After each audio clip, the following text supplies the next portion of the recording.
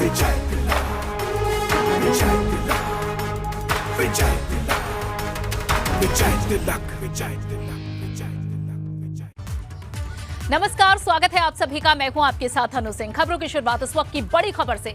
7 फरवरी को बिजनौर दौरे पर जाएंगे प्रधानमंत्री नरेंद्र मोदी। वर्तमान कॉलेज में देंगे चुनावी जीत का मंत्र। 1000 भाजपा कार्यकर्ता इस दौरान मौजूद रहेंगे। यूपी चुनाव की घोषणा के बाद पहली बार पीएम मोदी की ये रैली होगी। 14 फरवरी को दूसरे चरण में मतदान होगा। पीएम मोदी का ये दौरा है जहां भाजपा कार्यकर्ताओं को जीत का मंत्र वे देंगे। यूपी चुनाव की घोषणा के बाद प्रधानमंत्री मोदी का ये पहला दौरा है। और अविनाश तिवारी हमारे संवाददाता और ज्यादा जानकारी देंगे। अविनाश, इस कार्यक्रम के बारे में थोड़ी जानकारी दे, किस तरह का ये कार्यक्रम होगा?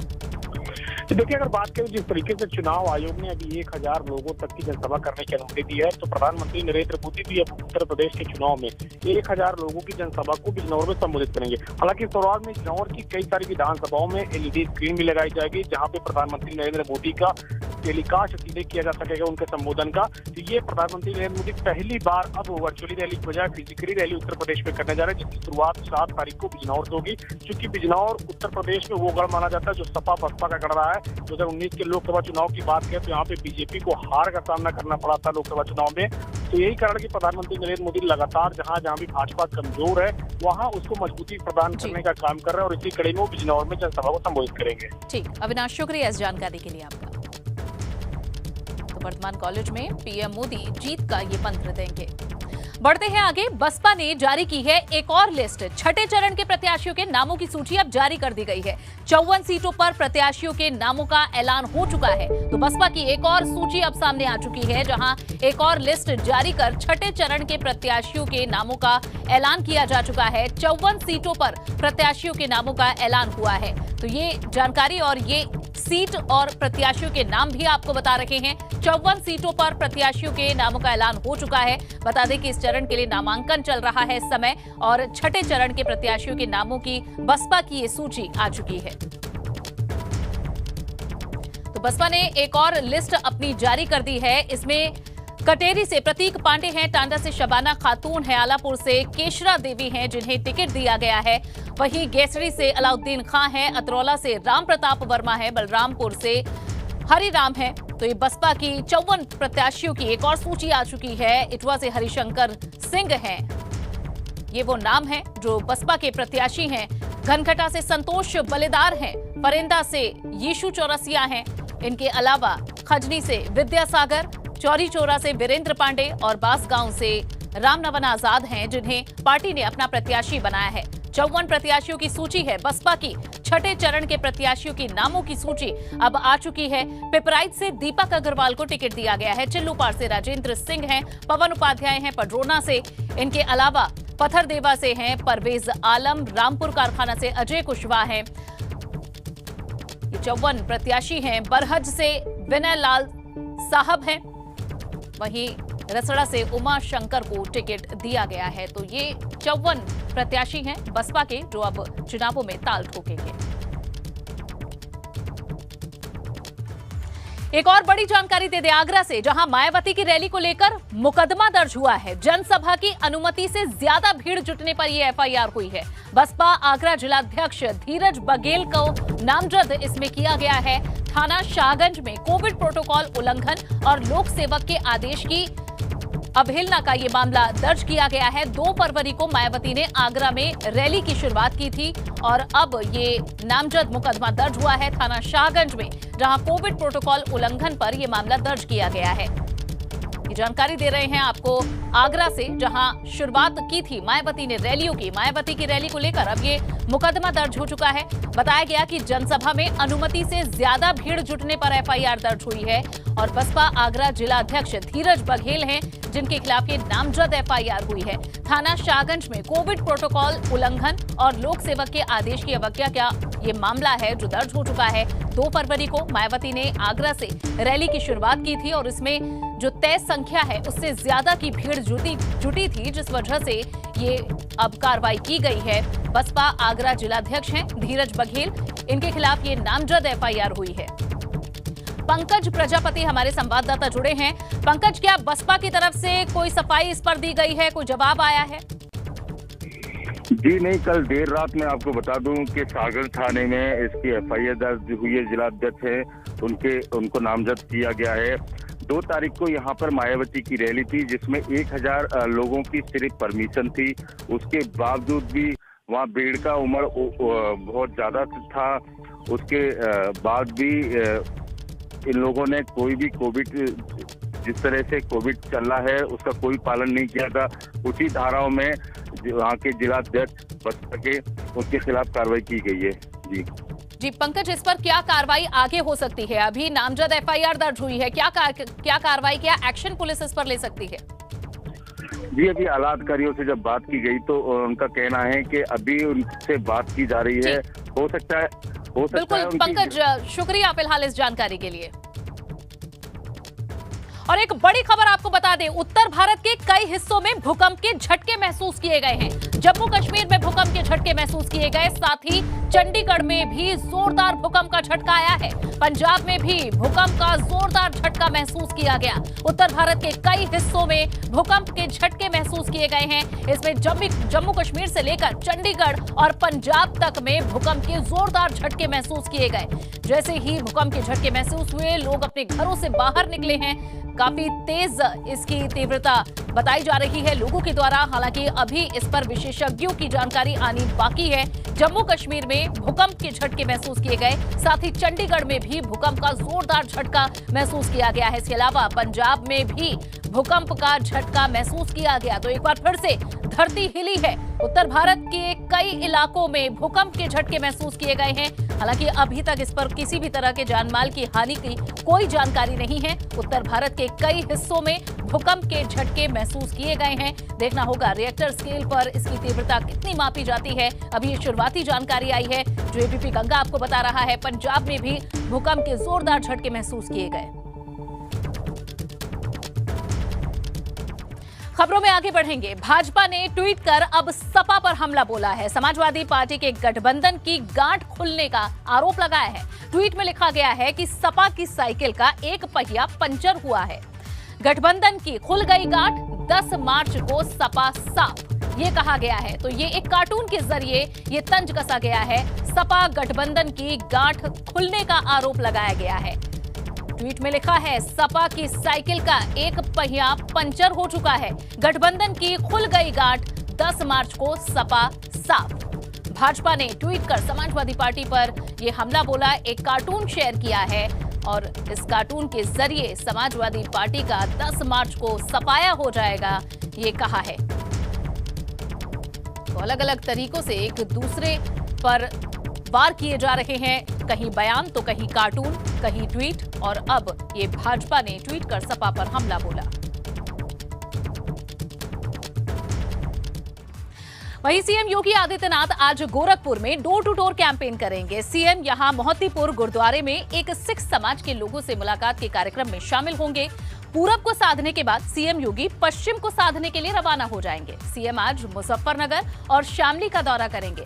सीएम शामली और थाना भवन में जनसभा भी करेंगे। तो वहीं इसके बाद मुजफ्फरनगर में सीएम योगी आदित्यनाथ चरथावल और पुरकाजी विधानसभा में एक सभा को संबोधित करेंगे।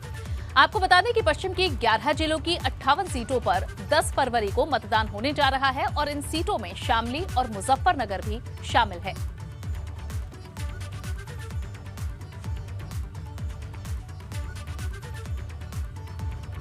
वहीं अपने दौरे को लेकर सीएम योगी आदित्यनाथ ने कई ट्वीट भी किए हैं। उन्होंने क्या लिखा है ये आपको बताते हैं। सीएम योगी आदित्यनाथ जो आज चुनाव प्रचार करने जा रहे हैं, उससे पहले उन्होंने लिखा, 5 वर्ष पहले का मुजफ्फरनगर, ना बेटी सुरक्षित, ना माताओं का सम्मान, दंगों की आग और कर्फ्यू का कफन, तुष्टीकरण की नीति और पलायन का दर्द। आज का मुजफ्फरनगर, व्यापारी सुरक्षित, बेटियां सशक्त, रोजगारोन्मुख युवा, समृद्ध गन्ना किसान, शांति, सौहार्द और उन्नति चहुओर। ये है सुशासन। यानी कि 2 डिफरेंस बताए हैं, अंतर बताया है पहले और अब में क्या कुछ बदलाव आए हैं। साथ ही उन्होंने लिखा, 2017 में भाजपा ने मुजफ्फरनगर के किसानों से वादा किया था। ये दूसरा ट्वीट है। उन्होंने कहा, माफ होगा अन्नदाता का कर्ज। डबल इंजन की भाजपा सरकार आई और पहली कैबिनेट बैठक में ही 36,000 करोड़ से प्रदेश के 86 लाख अन्नदाता किसानों के ऋण को माफ किया है। मुजफ्फरनगर में 50,496 किसानों को 343.40 करोड़ का सीधा लाभ पहुंचाया है। महाराज परीक्षित को जहां श्रीमद् भगवत कथा श्रवण का पुण्य प्रदान करने वाले पावन शुक्र तीर्थ का आगमन सदैव आत्मिक शांति और नवीन ऊर्जा प्रदान करने वाला रहा है। मां गंगा की पुण्य धार से संचित मुजफ्फरनगर की उर्वरा धरती पर आज पुनः जन संवाद का सौभाग्य मिल रहा है। पावन धाम को प्रणाम। तो मुजफ्फरनगर जाने से पहले प्रणाम किया है और साथ ही ये भी बताया है कि पिछली सरकार से इस सरकार में क्या कुछ मुजफ्फरनगर को नया मिला है, कैसे सुरक्षा मिली है, किसानों के कर्ज कैसे माफ हुए हैं और किस तरह से न सिर्फ माताएं बहनें बल्कि किसान युवा सभी खुश हैं इस बार इस सरकार में। और पिछली सरकारों में कैसे गुंडा राज था और इस सरकार ने कैसे सुरक्षा मुहैया कराई है, ये जानकारी अपने इन ट्वीट्स के माध्यम से सीएम योगी आदित्यनाथ ने दी है।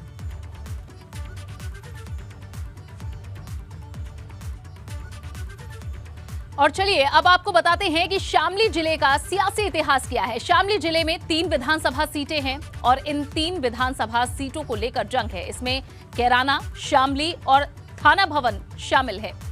इन सीटों पर जहां 2017 में भाजपा ने शामली और थाना भवन की सीटें जीती थी, कैराना से सपा के नाहिद हसन ने जीत दर्ज की थी।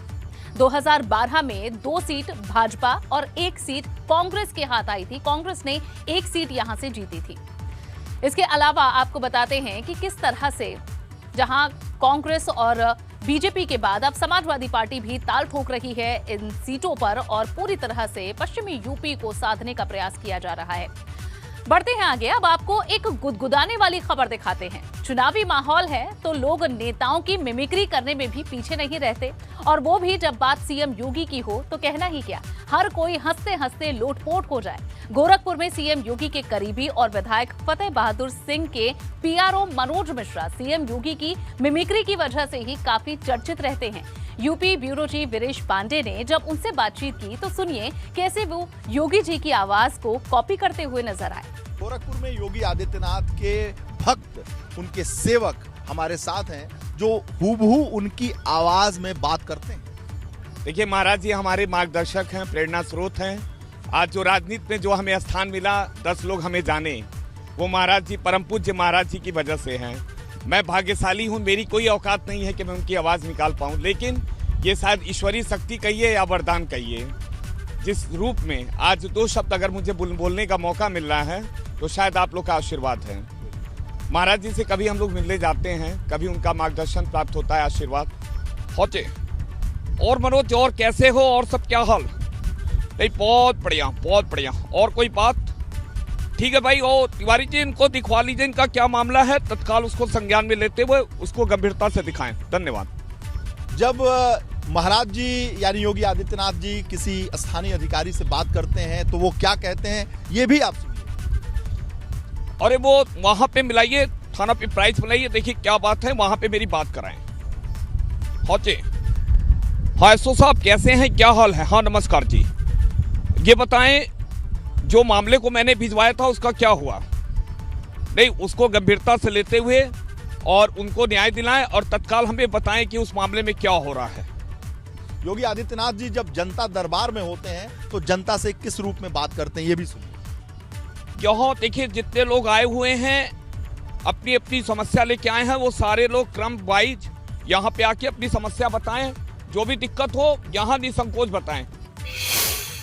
तो गंभीर राजनीति के बीच कुछ हल्के फुल्के पल भी बहुत जरूरी हैं। सीधी तस्वीरें गोरखपुर के दिखाएंगे। CM Yogi Adityanath door to door प्रचार करने से पहले मंदिर में पूजा अर्चना कर रहे हैं। तस्वीरें आपको दिखाएंगे गोरखपुर की, जहां सीएम योगी आदित्यनाथ गोपाल मंदिर में पहुंचे हुए हैं और पूजा अर्चना की जा रही है। अब से कुछ ही देर में डोर टू डोर प्रचार भी सीएम योगी आदित्यनाथ करेंगे। गोरखपुर सदर विधानसभा क्षेत्र में आज सीएम प्रचार करेंगे। तो कुछ ही देर में डोर टू डोर प्रचार शुरू हो जाएगा। सीएम योगी आदित्यनाथ ने इससे पहले गोपाल मंदिर में पूजा अर्चना की है और अब से कुछ ही देर में डोर टू डोर प्रचार का कार्यक्रम भी शुरू हो जाएगा। और ये मंदिर से बाहर आने की उनकी तस्वीरें आपको दिखा रहे हैं। ये सीधी तस्वीरें गोरखपुर की हैं। गोपाल मंदिर से पूजा अर्चना करने के बाद सीएम योगी आदित्यनाथ बाहर निकल रहे हैं और अब उनका डोर टू डोर कार्यक्रम भी शुरू होगा। गोरखपुर सदर विधानसभा क्षेत्र में आज प्रचार का सीएम का कार्यक्रम है। तो सीधी तस्वीरें गोरखपुर की, सीएम योगी आदित्यनाथ गोपाल मंदिर में पूजा अर्चना करने के बाद के बाद वे बाहर निकले हैं और अब वे गाड़ी में सवार होकर आगे बढ़ेंगे।